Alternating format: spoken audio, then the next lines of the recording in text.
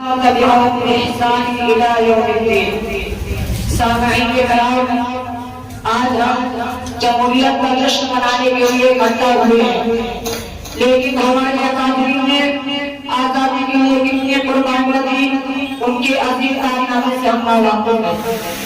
برادر ملت، ہندوستان کی روشن روانی جگہ ہے کہ جب بھی ہندوستان کو خون کی ضرورت پڑی تو سب سے پہلے مسلمانوں نے پیش قدمی کی، اور جب بھی ہندوستان کی انسانیت کو خطرہ لاحق ہوا تو مسلمان آگے بڑھ کر اس کے محافظ و پاسباں بن گئے.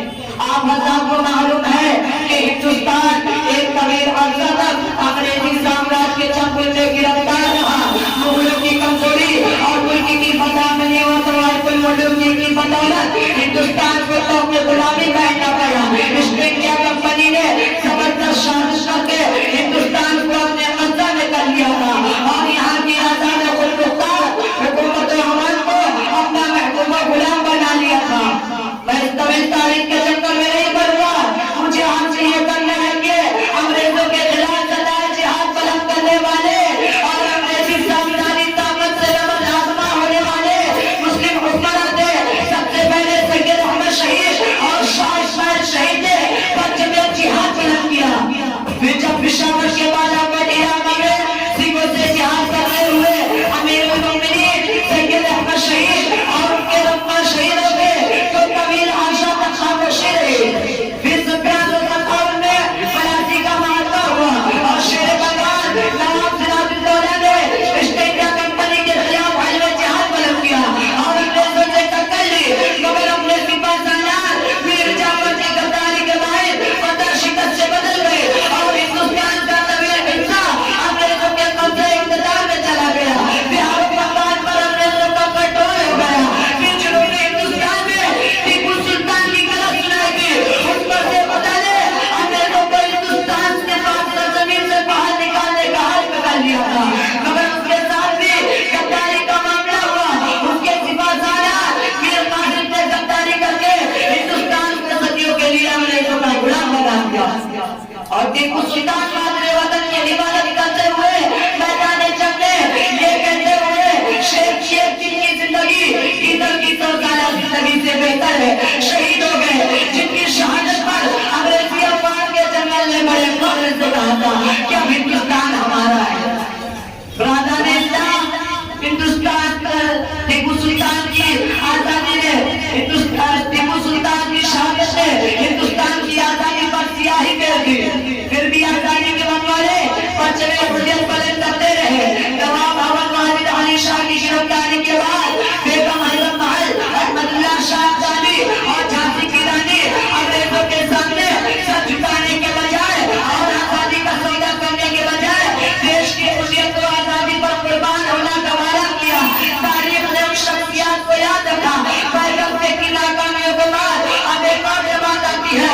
مسجدوں میں حرام کی راشی تصویروں اور مہمان رکھنے والوں کی جماعت آگے بڑھتی ہے اور پرچمِ حریت کو غلط کرتی ہے اور شب آزادی کا محافظ ہونے کے بعد سامنے آتی ہے، جس کے نتیجہ میں 1857 کا انقلاب برپا ہوتا ہے. یہ امریکہ کی تحریک تھی. شاملی کے میدان میں معرکہ ہوتا ہے. ہزار حفاظ، ہزار علماء جذبۂ جہاد سے شرشار جوش آزادی سے سمست انگریزوں کے خلاف سفر ہو گئے. آخر مغل تاجدار بہادر شاہ ظفر کی بادشاہت پر متفق یہ جماعت دیش کو اپنے رہزان حالات پیش کرنے کے لیے آگے بڑھی. مگر مشیت نے یہ نہیں لائی کہ تو کچھ اور مضمون تھا، لہٰذا یہ انقلاب بھی ناکام ہو گیا. بہادر شاہ ظفر گرفتار کر لیے گئے. مغل حکومت کا ٹمٹماتا چراغ ہمیشہ کے لیے بجھ گیا. شہزادیاں قتل کی گئی. ہزاروں علماء کو تحقیر کیا گیا. سینکڑوں علماء کو کارے پانی کی سزا سنائی گئی. ہزاروں مسلمانوں کو پھانسی عام پھانسی دی گئی اور انگریزوں نے دہلی کے تخت پر قبضہ کر لیا.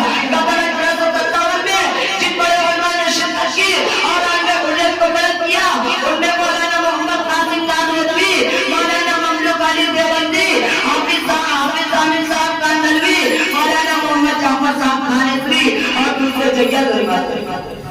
برادر ملت دارو علوم دیوبند سے حضرت شیخ رحمۃ اللہ علیہ نے جو تحریک شروع کی تھی وہ معاہدہ مالا کوٹ اور انقلاب 1858 کے بعد